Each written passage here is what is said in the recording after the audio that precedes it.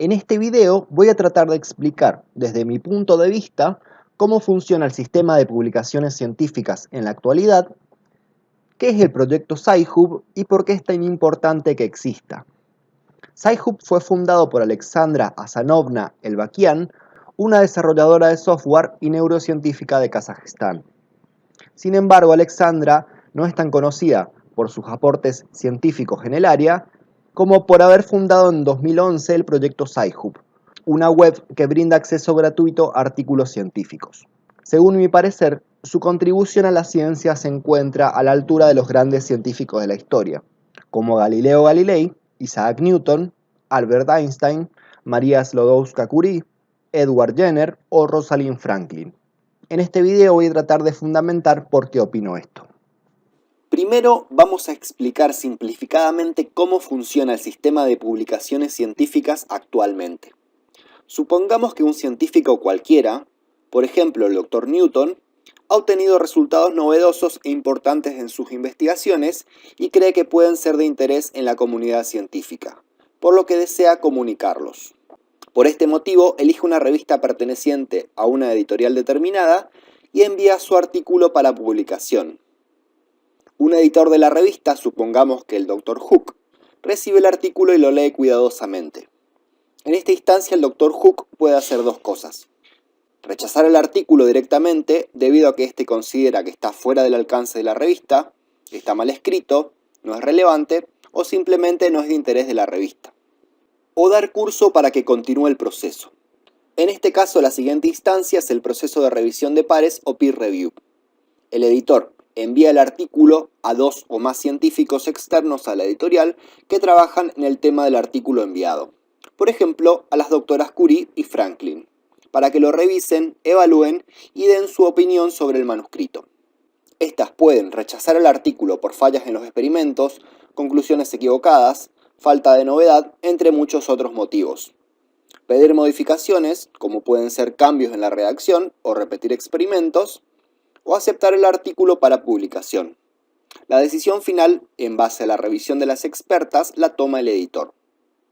Supongamos que el Dr. Hook, luego de leer las revisiones de las doctoras Curie y Franklin, decide que el artículo del Dr. Newton es apto para publicación. En esta instancia la editorial le da dos opciones de publicación al Dr. Newton. El artículo puede estar en Open Access, es decir, abierto y disponible para que cualquier persona lo obtenga de la página web de la editorial, a cambio de que Newton pague una tarifa que oscila entre los $1.000 y $5.000. What? Bro, what are you talking about, man? Sí, como escucharon, los autores no solo deben realizar una investigación con metodología estricta, obtener resultados novedosos, realizar una comunicación rigurosa, pasar el proceso de revisión de pares, sino que además deben pagar para que su trabajo sea publicado. La otra opción es la publicación estándar, que no se encuentra accesible a todo el mundo. Supongamos que por falta de fondos el Dr. Newton decide esta última opción de publicación. Supongamos también que existe un candidato doctoral en otra parte del mundo, el señor Galilei, que se encuentra trabajando en un tema similar al del Dr. Newton y necesita el artículo de este para avanzar en sus investigaciones. Galilei tiene dos opciones para acceder al artículo. Si su institución paga la suscripción anual a la editorial, va a poder descargarlo sin problemas. Si no la paga, lo que resta es que Galilei pague por acceder al artículo un monto que se encuentra en el orden de los $50. En promedio, por año, cada investigador lee alrededor de 150 artículos diferentes. Es fácil hacer el cálculo de cuánto debería desembolsar cada investigador por año, aproximadamente, para mantenerse al día con la bibliografía de su área. A modo de anécdota, hace poco me ocurrió de publicar un artículo en una revista de una conocida editorial, la cual no me envió una copia al finalizar el proceso de producción. Como la institución a la que pertenezco no paga la suscripción a esta editorial, no pude acceder al artículo y lo terminé descargando por Sci-Hub. El proyecto Sci-Hub comenzó a funcionar el 5 de septiembre de 2011. Como dijimos, fue fundado por Alexandra Elbakian, desarrolladora de software e investigadora en neurotecnología de Kazajistán, luego de enfrentar dificultades económicas para acceder a los artículos científicos que requería el desarrollo de su tesis de grado. El sitio se utiliza ampliamente en todo el mundo. Sí, en todo el mundo. Well, well, well. How the turntables... Sí, ellos también lo usan. Well, well, well, look who we have here. Sí, ellos también. Well, well, well. Look who it is. En todo el mundo. Shame on you. En septiembre de 2019, los propietarios del sitio dijeron que este atendía aproximadamente 400.000 solicitudes de artículos por día y que en el 2011 había aumentado a 2 millones de solicitudes por día. La cantidad de artículos que posee en la base de datos de Sci-Hub supera los 85 millones de papers. Sci-Hub y el Elbaquian fueron demandados 2 veces por infracción de derechos de autor en los Estados Unidos. La primera en 2015 por el Elsevier. La editorial alegó que Sci-Hub violó la ley de derechos de autor y violaciones de la ley de abuso y fraude informático.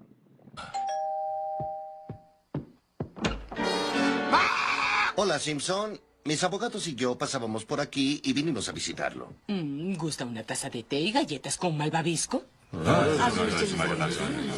Sí, gusta. El Elbaquian respondió al caso en una entrevista acusando al Elsevier de violar el derecho a la ciencia y la cultura en virtud del artículo 27 de la Declaración Universal de Derechos Humanos, que dice: toda persona tiene derecho a tomar parte libremente en la vida cultural de la comunidad, a gozar de las artes y a participar en el progreso científico y en los beneficios que de él resulten. Más tarde, escribió una carta a la Corte describiendo sus razones para crear Sci-Hub, en la que afirmó: el pago de $32 por cada descarga es una locura cuando necesitas hojear o leer decenas o cientos de estos artículos para hacer investigación. En junio de 2017, el tribunal otorgó al Elsevier $15 millones en daños por infracción de derechos de autor por parte de Sci-Hub. La sentencia también otorgó la medida cautelar que derivó en la pérdida del dominio original sci-hub.org.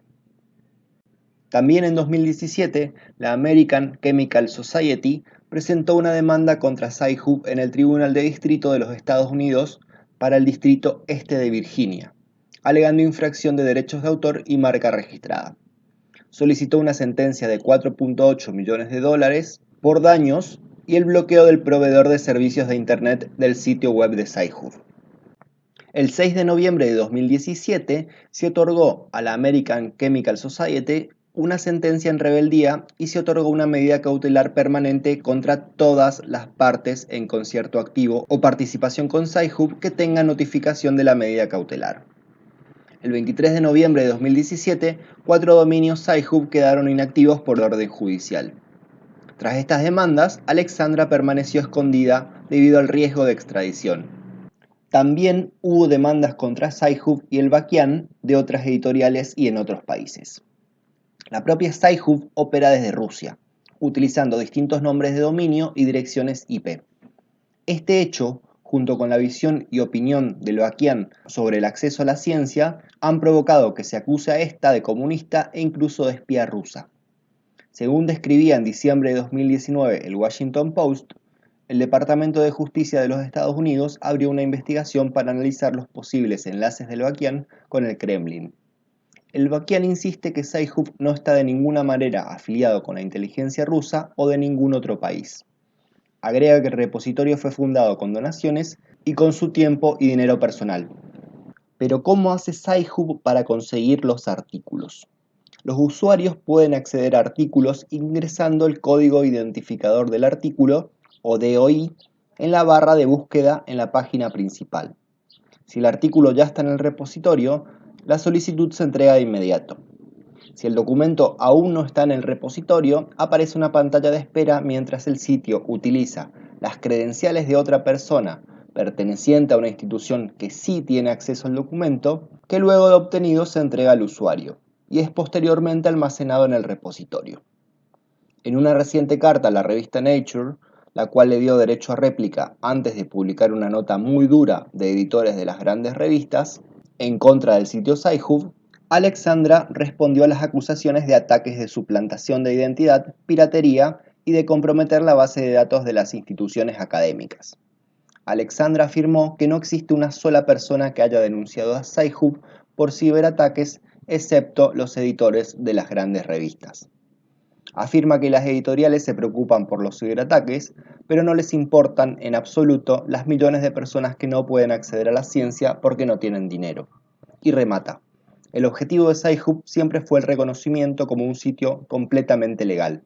Cualquier ley contra el conocimiento es fundamentalmente injusta.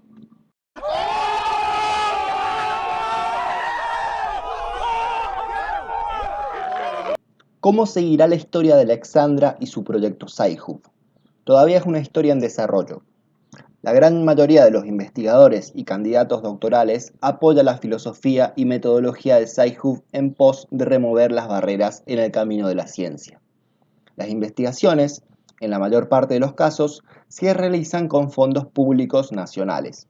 Asimismo, las editoriales no pagan a los revisores externos para que examinen los manuscritos.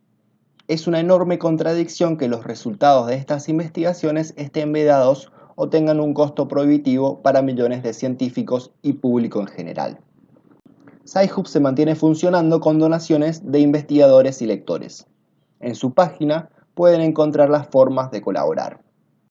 ¿Por qué afirmo que Alexandra es una de las personas con mayor relevancia en la historia de la ciencia? Porque a una tasa de 1 millón de papers descargados en Sci-Hub por día, resulta inconmensurable la cantidad de conexiones y caminos que abrió para científicos de todo el mundo en la década pasada, que además fue una de las décadas con mayores avances en casi todas las áreas del conocimiento humano.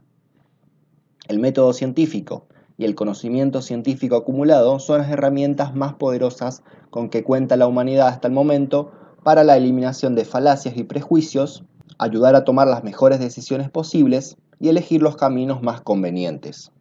Toda acción que sirva para remover las barreras de la ciencia debe ser apoyada y defendida no solo por los científicos, sino por todos nosotros.